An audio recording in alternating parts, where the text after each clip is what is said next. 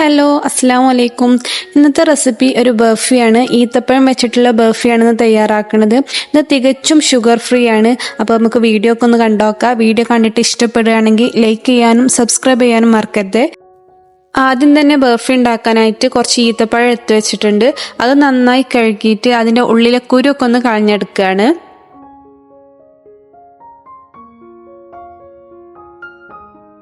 അപ്പോൾ ഇതാ കുരുവൊക്കെ കളഞ്ഞെടുത്തിട്ടുണ്ട്. ഈ ഒരു അളവിലാണ് ഞാൻ ബർഫി തയ്യാറാക്കാൻ ഈത്തപ്പഴം എടുത്തിട്ടുള്ളത്. ഇനി അത് മിക്സിന്റെ ചെറിയ ജാറിലിട്ടിട്ട് ഒന്ന് അരച്ചെടുക്കാം. ചെറിയ ജാറായതുകൊണ്ട് തന്നെ ഞാൻ 2-3 ട്രിപ്പ് ഇട്ടിട്ടാണ് അത് മുഴുവനായിട്ടും അരച്ചെടുത്തിട്ടുള്ളത്.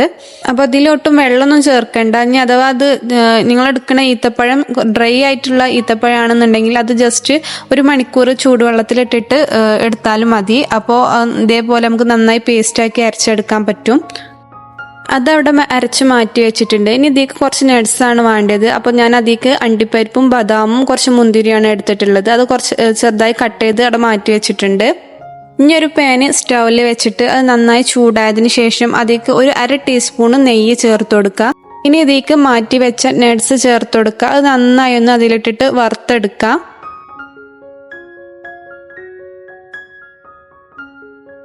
നട്ട്സിൻ്റെ കളറൊന്നും മാറിപ്പോകണ്ട. ആ നട്ട്സ് ഒന്ന് ചൂടായി കിട്ടിയാൽ മാത്രം മതി. അപ്പോൾ അത് ചൂടായതിനു ശേഷം ഞാൻ മറ്റൊരു പാത്രത്തിലേക്ക് മാറ്റിയാണ്. ഇനി ആ പാനിനെ സ്റ്റൗവിൽ വെച്ചിട്ട് ഞാൻ അതൊന്ന് തുടച്ചെടുക്കുകയാണ്, അതിൻ്റെ പൊടിയൊന്നും ഇല്ലാതാക്കാൻ. എന്നിട്ട് അതിലേക്ക് 1/2 ടീസ്പൂൺ വീണ്ടും നെയ്യ് ചേർത്ത് കൊടുക്കുക. എന്നിട്ട് നെയ്യൊന്ന് മെൽറ്റ് ആവുമ്പോൾ അരച്ച് മാറ്റി വെച്ച ഈത്തപ്പഴം ചേർത്ത് കൊടുക്കുക.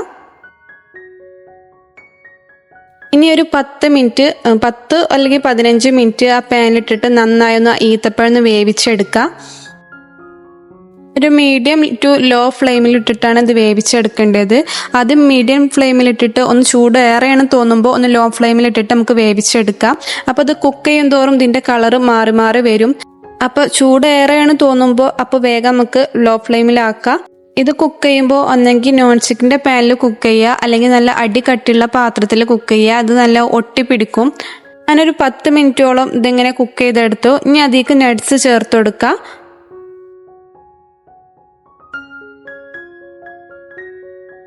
നട്ട്സ് ചേർത്ത് കൊടുത്തതിന് ശേഷം വീണ്ടും ഒരു 2-3 മിനിറ്റ് ഞാൻ ഇതിങ്ങനെ മിക്സ് ചെയ്തുകൊണ്ടിരിക്കുകയാണ്. ഈ നട്ട്സും ഈത്തപ്പഴം കൂടി നന്നായി രണ്ടും മിക്സ് ചെയ്യുമ്പോഴാണ് ഇത് ഫ്ലെയിം ഓഫ് ചെയ്യേണ്ടത്. അപ്പോൾ അത് നന്നായി ഒന്ന് മിക്സ് ചെയ്ത് കൊടുക്കുക.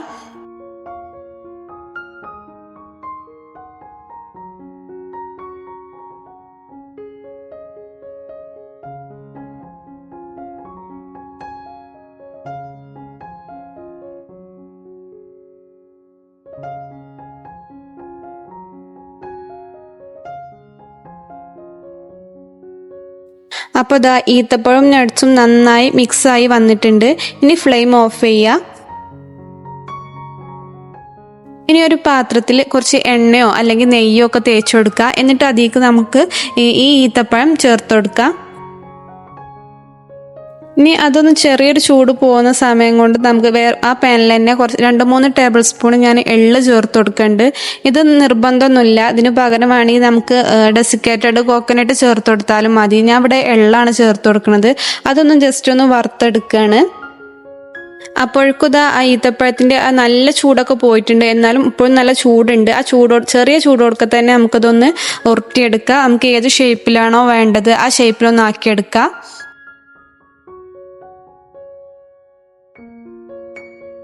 ചെറിയ ചൂടിൽ തന്നെ ചെയ്യിക്കാരും ഏറ്റവും നല്ലത്. അപ്പോൾ ഇതാ ഞാൻ ഒരു നീളത്തിൽ റോൾ എടുക്കുന്ന രീതിയിലാണ് ഞാനിത് ചെയ്തെടുക്കുന്നത്. വേണമെങ്കിൽ ഇത് ചെറിയ ചെറിയ ബോൾസ് ആക്കിയിട്ട് അങ്ങനെ ചെയ്തെടുക്കാം. ഞാൻ ഈ ഒരു രീതിയിലാണ് ചെയ്തെടുക്കുന്നത്.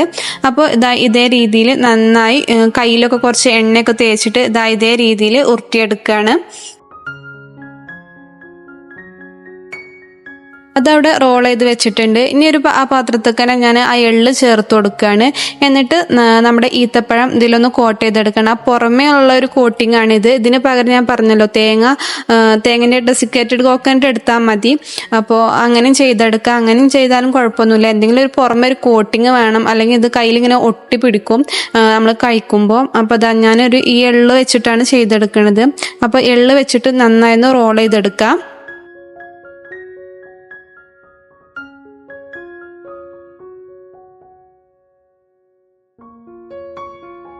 അപ്പോൾ ഇതാ എള്ളൊക്കെ വെച്ചിട്ട് നന്നായി കവർ ചെയ്തിട്ടുണ്ട്. ഇനി നമുക്കൊരു ഫോയിൽ പേപ്പറോ അല്ലെങ്കിൽ ക്ലിംഗ് റാപ്പോ എന്തെങ്കിലും വെച്ചിട്ട് നന്നായി ഒന്ന് റാപ്പ് ചെയ്തെടുക്കുക. റാപ്പ് ചെയ്തിട്ട് നമുക്ക് ഒരു 2-3 മണിക്കൂർ ഫ്രിഡ്ജിൽ വെച്ചിട്ട് തണുപ്പിച്ചിട്ട് കഴിക്കുക.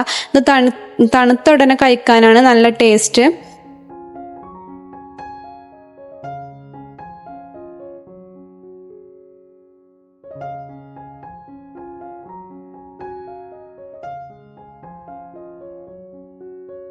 അപ്പോൾ ഇതാ ഒരു 3 മണിക്കൂറിന് ശേഷം ഞാൻ അത് പുറത്തെടുത്തിട്ടുണ്ട്.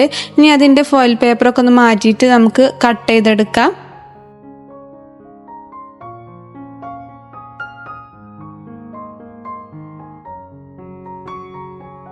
അപ്പോൾ ഇതാ ഈ രീതിയിലാണ് കട്ട് ചെയ്തെടുക്കുന്നത്. കുറച്ച് ഹാർഡ് ആയിക്കാരും, പക്ഷെ കഴിക്കാൻ അടിപൊളി ടേസ്റ്റാണ്.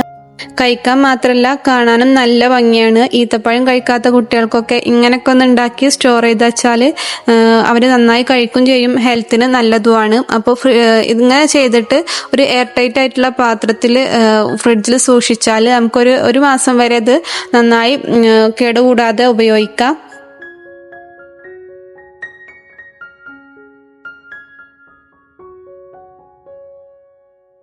ഉള്ളിൽ ആ നട്ട്സൊക്കെ വരുന്നതുകൊണ്ട് തന്നെ കഴിക്കാൻ നല്ല ടേസ്റ്റാണ്. അപ്പോൾ നേരത്തെ പറഞ്ഞ പോലെ ഈ വീഡിയോ നിങ്ങൾക്ക് ഇഷ്ടപ്പെടുകയാണെങ്കിൽ ലൈക്ക് ചെയ്യാൻ മറക്കരുത്. സബ്സ്ക്രൈബ് ചെയ്യാത്ത കൂട്ടുകാരെങ്കിൽ ആരെങ്കിലും കാണുന്നുണ്ടെങ്കിൽ പ്ലീസ് ഒന്ന് സബ്സ്ക്രൈബ് ചെയ്ത് സപ്പോർട്ട് ചെയ്യട്ടോ. അപ്പോൾ നെക്സ്റ്റ് ഒരു വീഡിയോയുമായി വീണ്ടും കാണാം. അതുവരേക്കും അസ്സലാമു അലൈക്കും, ബൈ.